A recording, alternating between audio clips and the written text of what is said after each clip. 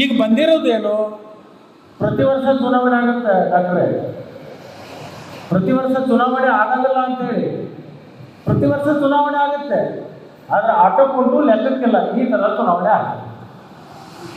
ಈ ಸರಿ ಸ್ವಲ್ಪ ಚುನಾವಣೆಯ ಗಾಂಭೀರ್ಯತೆಯನ್ನು ಪಡ್ಕೊಂಡಿದೆ. ಆ ಗಾಂಭೀರ್ಯತೆ ಯಾಕೆ ಪಡ್ಕೊಂಡಿದೆ ಅನ್ನೋದು ಮುಂದೆ ಬಂದು ಹೇಳ್ತೇನೆ. ಇವತ್ತು ವಿರೋಧ ಪಕ್ಷದಲ್ಲಿ ನಿಂತಿರ್ತಕ್ಕಂಥ ಅಭ್ಯರ್ಥಿಗಳು ಮತ್ತು ಅವರಿಗೆ ಬೆನ್ನಿಗೆ ನಿಂತಿರ್ತಕ್ಕಂಥ ಗೋಕಾಕದ ರಮೇಶ್ ಜಾರಕಿಹೊಳಿ ಇದೇ ವೇದಿಕೆ ಮೇಲೆ ಕೆಲವೊಂದು ಆಪಾದನೆಗಳನ್ನು ಮಾಡಿದರು. ಆ ಆಪಾದನೆಗಳಿಗೆ ನಾನು ಉತ್ತರವನ್ನು ಕೊಡದೆ ಹೋದರೆ ಮೌನತಿ ಸಮ್ಮತಿ ಲಕ್ಷಣಮ್ಮ ಅಂತ ಆಗತ್ತೆ. ಮೌನ ವಹಿಸಿದ್ರೆ ಅದಕ್ಕೆ ಸಹಮತವನ್ನು ವ್ಯಕ್ತಪಡಿಸಿದಂಗೆ ಆಗುತ್ತೆ. ಈ ವೇದಿಕೆ ಮೇಲೆ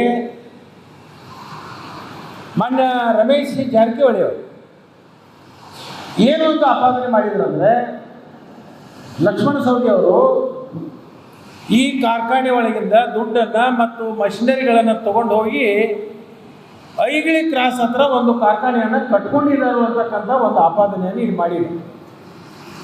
ಈ ಮಾಧ್ಯಮದವ್ರು ಇದ್ರೆ ಇಲ್ಲ ಇಲ್ಲ ಅವತ್ತು ನೀವಿದ್ರೆಲ್ಲ ಗೊತ್ತಿಲ್ಲ ಮಾಡಿದ್ರಲ್ಲ. ನಾನು ಒಂದು ಸರ್ವಸಾಧಾರಣ ಸಭೆಯಲ್ಲಿ ಒಂದು ಮಾತು ಹೇಳಿದ್ದೆ. ಆ ಮಾತಿಗೆ ಹಿಂದೂ ಬದ್ಧನಾಗಿದ್ದೀನಿ, ಇವತ್ತು ಬದ್ಧನಾಗಿದ್ದೀನಿ, ಮುಂದೂ ಕೂಡ ಬದ್ಧನಾಗಿರ್ತೀನಿ. ನಾ ಸರ್ವಸಾಧಾರಣ ಸಭೆ ಒಳಗೆ ಒಂದು ಪ್ರತಿಜ್ಞೆಯನ್ನು ಮಾಡಿದ್ದೆ.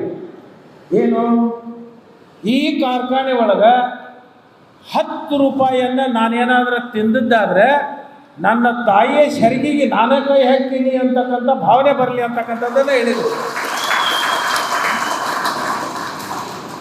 ಈ ಮಾತಿಗೆ ಪ್ರಾರಂಭದಿಂದಲೂ ಕೂಡ ನಾನು ಬದ್ಧನಾಗಿದ್ದೀನಿ, ಇವತ್ತು ಬದ್ಧನಾಗಿರ್ತೀನಿ, ಮುಂದೆ ನನ್ನ ಜೀವನ ಪರ್ಯಂತನೂ ಕೂಡ ಬದ್ಧನಾಗಿರ್ತೀನಿ. ಯಾಕಂತಂದ್ರೆ ನನಗೆ ನಮ್ಮ ತಂದೆ ತಾಯಿ ಸಂಸ್ಕಾರ ಕೊಟ್ಟಿದ್ದು. ನಮ್ಮ ತಂದೆ ತಾಯಿ ಆಧ್ಯಾತ್ಮ ಕ್ಷೇತ್ರದಿಂದ ಬಂದಿರತಕ್ಕಂಥವ್ರು, ಆರೋಢ ಸಂಪ್ರದಾಯದಲ್ಲಿ ಬಂದಿರತಕ್ಕಂಥವ್ರು ನನಗೆ ಸಂಸ್ಕಾರ ಕೊಟ್ಟಿದ್ದಾರೆ.